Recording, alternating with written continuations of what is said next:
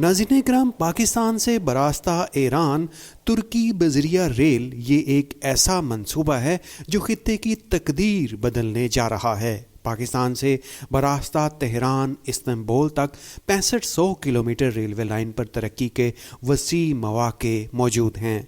اس منصوبے میں مزید ڈیولپمنٹ سے معاشی ترقی کا سونامی آ سکتا ہے اور پاکستان سے یورپ ایک نئی تجارتی دنیا کے دروازے کھل سکتے ہیں۔ دوسری جانب چین کے بیلٹ اینڈ روڈ انیشیٹو اور چائنا پاکستان اکنامک کوریڈور منصوبے میں بھی یہ پروجیکٹ ایک اہم ستون کی طرح اہمیت رکھتا ہے۔ ناظرین کرام، دیگر قدرتی وسائل کے ساتھ خطے میں جغرافیائی لوکیشن بھی پاکستان کے لیے قدرت کا ایک بہت بڑا انعام ہے، جن کے درست استعمال سے پاکستان بڑے پیمانے پر مفادات حاصل کر سکتا تھا، لیکن یہاں بھی تاریخ میں حقائق بالکل مختلف ملتے ہیں۔ اسی جغرافیائی اہمیت کو مد نظر رکھتے ہوئے یہاں انگریزوں نے 1861 میں کراچی سے کوٹری تک ریلوے لائن بچھا کر ٹرین سروس شروع کی تھی، جبکہ ایشیا سے یورپ 14,080 کلومیٹر ریلوے لائن کی بنیاد 1950 میں رکھی گئی تھی۔ 1960 سے 1990 کی دہائیوں کے دوران اس منصوبے کی ترقی سرد جنگ کی وجہ سے سیاسی اور معاشی رکاوٹوں کا شکار رہی، جس کے بعد دنیا کے کئی ممالک نے اپنے ریلوے منصوبوں کو تکمیل کیا، جن میں چین اور روس شامل تھے۔ سال 2001 میں ٹرانس ایشین یورپ کے تحت شمالی کوریڈور، صدرن کوریڈور، جنوب مشرقی کوریڈور اور شمال جنوبی ریلوے راہداری منصوبے تشکیل دیے گئے تھے۔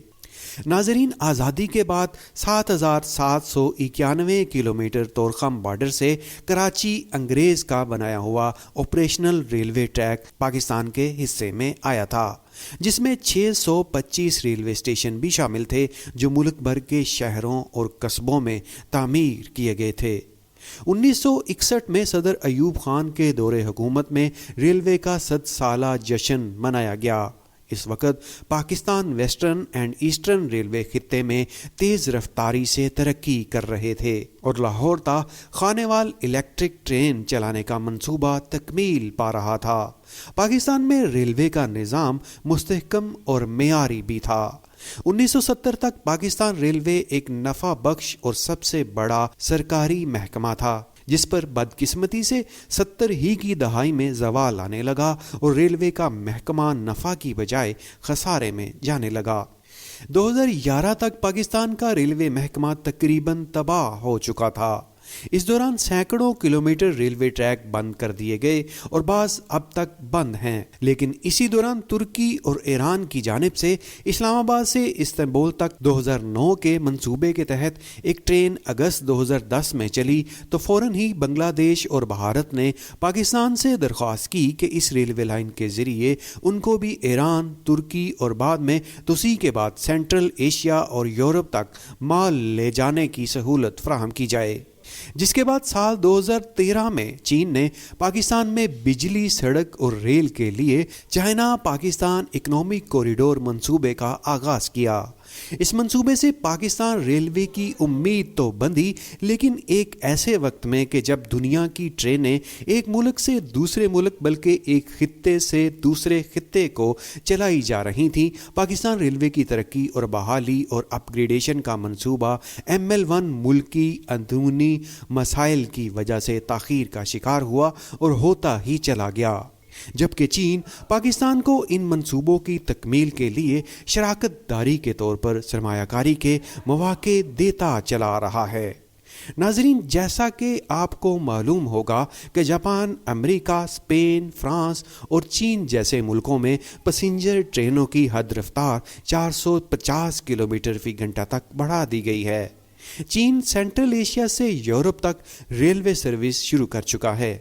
भारत अमेरिका, बरतानिया और उनके इत्तेहादी मुल्कों की पुष्ट पनाही से चीन का मुकाबला करने की कोशिश कर रहा है, मगर हमारी हुकूमतों पर न जाने किन मगरबी मुल्कों का दबाव था कि हमने न सिर्फ अपने यहाँ रेलवे के पूरे निज़ाम को तबाह किया, बल्कि 2009 और 2010 में इकोनॉमिक कोऑपरेशनल ऑर्गेनाइजेशन के तहत चलने वाली वाहद ट्रेन के बाद रेलवे के बड़े मंसूबों को सर्द खाने में डाल दिया।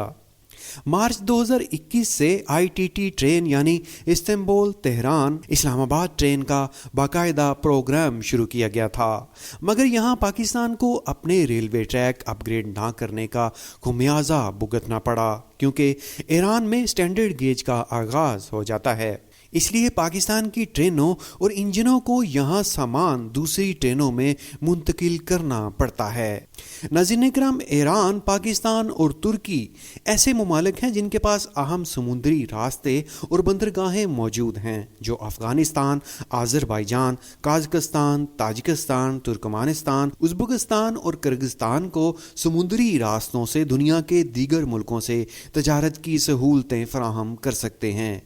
पाकिस्तान ने हमसाया मुल्क अफ़गानिस्तान को कराची और ग्वादर बंदरगाह से ये सहूलत दे भी रखी है। अफ़गानिस्तान समेत सेंट्रल एशिया के अवाम सऊदी अरब समेत दीगर अरब मुल्कों और अफ्रीकी मुल्कों तक जा सकते हैं, जबकि तुर्की एक ऐसा मुल्क है जो एशिया और यूरोप दोनों बर्र-ए-आज़मों में वाक़े है। इस तरह से इस्तांबुल तेहरान इस्लामाबाद ट्रेन से खुश्की के ज़रिए तुर्की से आगे यूरोप में बज़रिया ट्रेन दाखिले से तरक्की के बड़े रास्ते मुयस्सर आ सकते हैं। नाज़रीन, सी पैक बेल्ट एंड रोड मंसूबे में पाकिस्तान की पोजीशन एक चौराहे की है, जिसकी एक जानिब पाक चीन सरहद खुंजराब से रेलवे ट्रैक हवेलियाँ डेरा इस्माइल खान से होता ज़ोब, बोस्तान, कोयटा से मुंसलिक होकर फिर इस्तांबुल तेहरान तुर्की रेलवे नेटवर्क से मुंसलिक हो जाएगा। मार्च 2021 में हुकूमत ने जो ट्रेन तुर्की और ईरान के ताउन से शुरू की है, इस रेलवे लाइन में से तुर्की की रेलवे लाइन की लंबाई 1990 किलोमीटर है, ईरान में ट्रैक की लंबाई 2600 किलोमीटर और पाकिस्तान में रेलवे लाइन की कुल लंबाई 1950 किलोमीटर तवील है। ये रेलवे लाइन इस्लामाबाद, लाहौर, रोहड़ी, जैकबाबाद के रास्ते बलूचिस्तान में दाखिल होती है। स्पीजन से तफ्तान तक ये रेलवे लाइन बहुत खस्ता है। ये पूरा इलाका संगलाख पहाड़ों और सहरा पर मुश्तमिल है। स्पीजन से ज़ाहदान तक ये रेलवे लाइन अंग्रेज़ों ने 1914 में बिछानी शुरू की थी और यहाँ से ट्रेन सर्विस 1922 में शुरू हुई, यानी तकरीबन इस रेलवे ट्रैक को 100 साल से भी ज़्यादा अरसा हो चुका है। नाजरीन, इस वक्त ITI रेलवे और चीन के बेल्ट एंड रोड मंसूबों से बाकायदा मफादात हासिल करने के लिए पाकिस्तान रेलवे की बहाली और अपग्रेडेशन नहायत ज़रूरी हो चुकी है।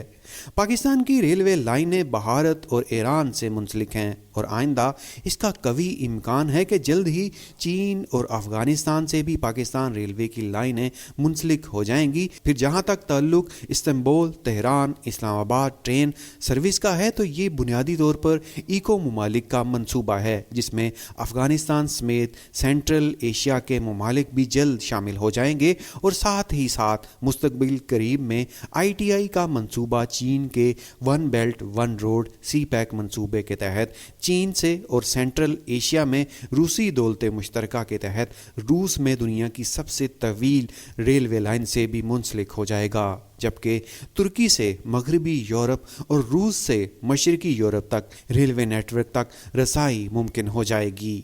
नाज़रीन इकराम, इस वक्त दुनिया में अब भी इक्तसादी और दिफाई एतबार से पहली पोजीशन अमेरिका की है, मगर चीन इक्तसादी लिहाज से अब दुनिया में दूसरे नंबर पर है और बाज़ माहिरीन के मुताबिक अगर सूरत हाल ऐसी ही रही तो 2025 में चीन दुनिया की पहली इक्तसादी कुव्वत होगा और पाकिस्तान अपने दोस्त मुल्क की तरक्की, सरमायाकारी और तजुर्बात से वसी पैमाने पर तरक्की के मौक़ों से बहुत ज़्यादा फ़ायदा हासिल कर सकता है। ये मौक़े न सिर्फ पाकिस्तान बल्कि पूरे खित्ते की किस्मत बदल सकते हैं।